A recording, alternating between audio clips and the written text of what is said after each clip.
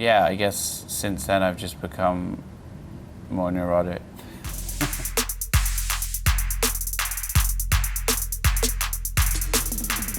Hello, you're watching Anime. I'm Jordan Bassett. We're here with Mark Ronson. Hey. Hi Mark, how are you doing? Good, thank you. Late night feelings. Yes. Tell us about that. Just the first thing that comes into your mind. Leaky Lee is the first thing that comes into my mind when I think of that, because she came up with that lyric. We were writing the song. We didn't really have a title for it. Well, it felt good, but it was just this song with some random working title. I think it was Tell Me Why. And she was like, what about late night feelings? And it just felt really good because the whole record is a little bit of like this melancholic, slightly breakup record, but I like the fact that Late Night Feelings isn't just about heartbreak. It's like anything that you feel when you're like that last 30 minutes or however long you're up for before you fall asleep, you know, and those thoughts that go through your mind. Sometimes it's heartbreak, sometimes it's anxiety, sometimes it's fucking Brexit, sometimes it's like you have those weird, just before you start to fall asleep and you start to have those like delirious thoughts a little bit too. So, and it could just be like a straight booty call, like, you know, like I think this is obviously like a very personal record in some respects, but also other people came in and wrote lyrics and contributed their feelings or whatever it is to it. So the other thing that's kind of random is that I noticed after we've finished the record that all these other lyrics have the word feelings in them, and lyrics that were written by other people, Yeba, whoever, and yeah, it's just, I guess it's one of those, I mean, I hate to say it because I like to stay away from like zeitgeisty words because everyone's like, oh, I'm all in my feelings, like that is a very meme word, but it just seems to work, and I liked it. And then it's one of my favorite songs on the record. It starts the record, and I thought it made sense as an album title. It was I was like kind of drawn to it. And you've mentioned Leaky Lee. There's a lot of collaborators on this album. Who else? There's Leaky Lee, King Princess, Yeba, Miley, obviously, Angel Olsen, Camila Cabello. I guess it started with Late Night Feelings, right, and Nothing Breaks Like a Heart. And then once I really found the core group of people that just felt like we had like the strongest bond and connection, and the people that really like it felt like when we were getting in the room we were doing something that like just felt kind of special, felt like it fit this record. We were all feeling the same thing. We all went to Shangri-La, which is Rick Rubin's studio in Los Angeles, and kind of set up shop for 10 days there, and that's when a lot of the record was written. Usually these records are like often these fits of inspiration, these bursts of inspiration that like we write a song in like 2 days, and then it's just me slaving away by myself in front of a computer for 6 months to like drag it to the finish line. That long for one song? Sometimes you have a song that's like, you know, the chorus is so special, but like the drum beat isn't right. So like, Don't Leave Me Lonely is this track with Yeba. She wrote this chorus the first day we got together, and it was so like striking and felt so like heartfelt and catchy and just everything. And I must have changed the beat 18 times, and finally, you know, I've been DJing a lot, playing a lot of J Hus stuff in my sets, and I just loved the sound and the way the production of that moved, and I was kind of doing my own shitty version of it, and I was like, why don't I just call J5? I mean, I must know somebody who knows him. so like that was one of those songs I probably did like 5 or 6, more like 12 or 13 versions of the beat before we got it. I mean, that's not really anything new to me. I feel like even with Uptown Funk, that song took 7 months, because like I always feel like if you have a song or something that really feels special, like until that whole song feels as good as, it gives you that same feeling as that one initial part, like it's kind of not done. You don't want to like let that song down by like not exhausting every possibility. Yeah. Well, I read that you were saying that when you did Back to Black, him and Winehouse wrote really quickly.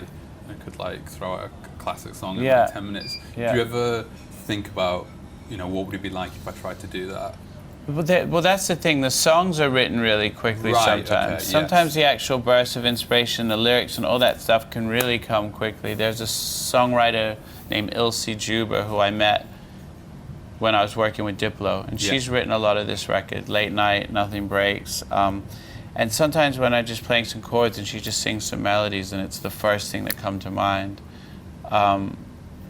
Same things with the stuff I wrote with like Romy from XX. She's always quick with the lyrics. I feel some people it either comes or it doesn't. Yeah.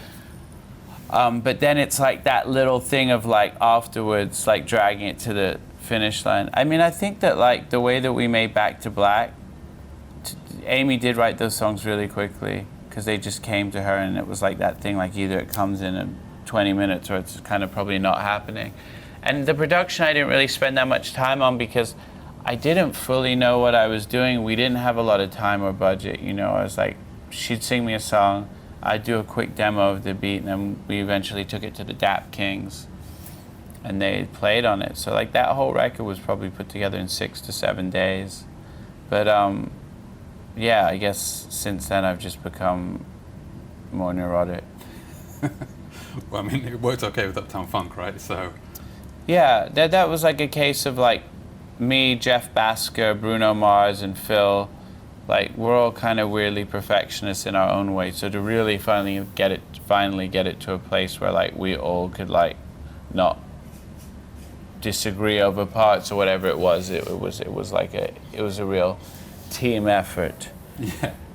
And obviously this is a very much a breakup album. But I thought it was interesting that you mentioned politics a bit there, and I noticed in another interview you did with Miley Cyrus, she talked about when she was talking about Nothing Breaks Like a Heart.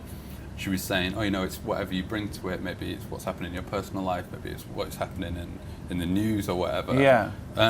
So how does that work with this album then, in terms of how much of it is introspective and how much of it is looking at the world? I think most of it is introspective. That's where it comes from. Like if you're walking around feeling kind of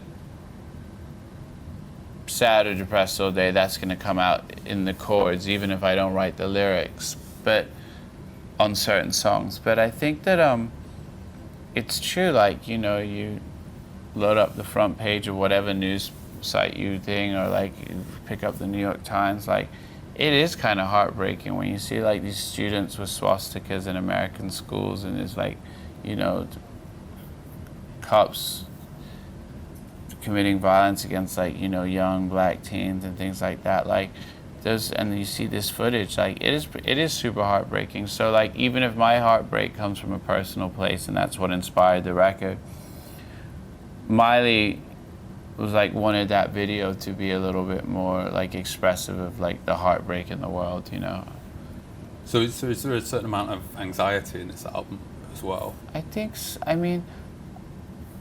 I think a little bit. There's a song specifically called The Truth with Alicia Keys and Dodger, and that definitely has that feeling of some urgency.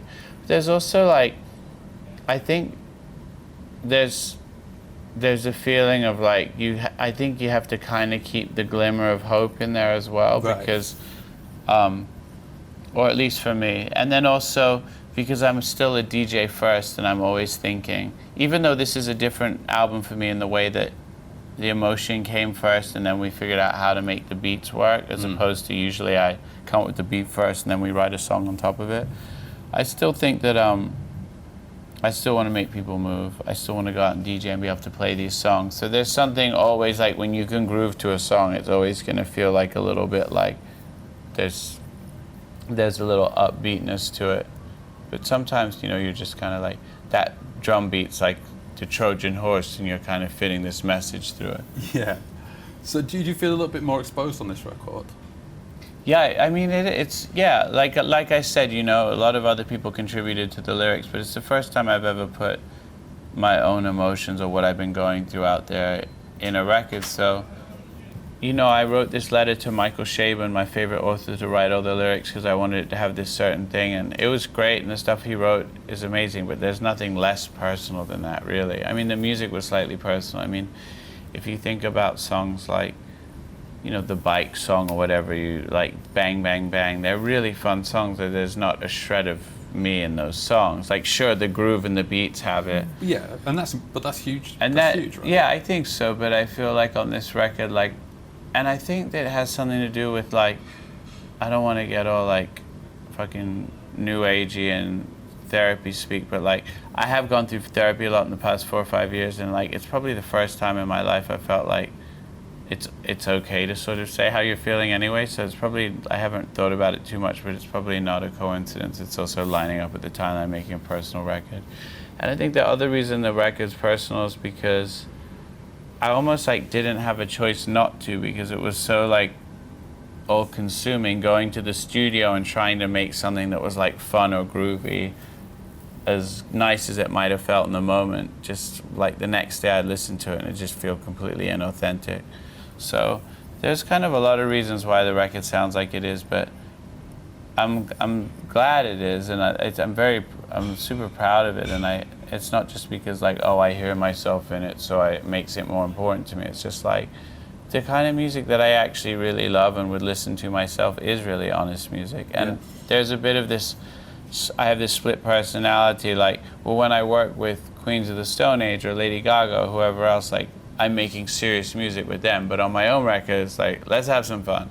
So, and now I just was like, wait, I want to make a record that like feels like my favorite records and has a little bit of an arc, and not every song has to be like it's Saturday night and we're in the spot, you know? Right. Yeah. Well, it's an album of you've said sad bangers. Yeah. Which is a genre typified by Robin, Dancing on My Own. Yeah. What do you think is the eternal appeal of the sad banger? I think that it's like the combination of being able to like move to something that's like melancholy. Like, I mean, obviously moving to something that's like relentless, having a dance beat and a really relentlessly upbeat song is kind of fun, but then you got everything firing the same direction. I think it's like the rub between the upbeat rhythm section and the kind of like longing in the vocal. I mean, all American music really, like all soul, everything comes from the blues. Yeah. And the blues was a music that was invented literally to like express dissatisfaction, heartache, and lament. So like that is kind of really where all American R&B and blues and soul music comes from. So it makes sense that it would work in like disco. I don't know. I think that I think that there's like a sadness and melancholy in like a lot of my favorite dance records. Nice. Okay. Well, what would you like people to get from Late Night Feelings? Get laid. No. I don't know. I mean, anybody can get what they want. Like, I think that the point is that you could probably listen to it and tune in or not tune in to the message as much as you want. Like, I think there's some really beautiful vocal performances and melodies and textures and sonic landscapes and shit that you could just enjoy it for that, or you could like getting your feelings or whatever it is. Nice. Okay, well, take what you want from it. Open your own method. Mark Ronson.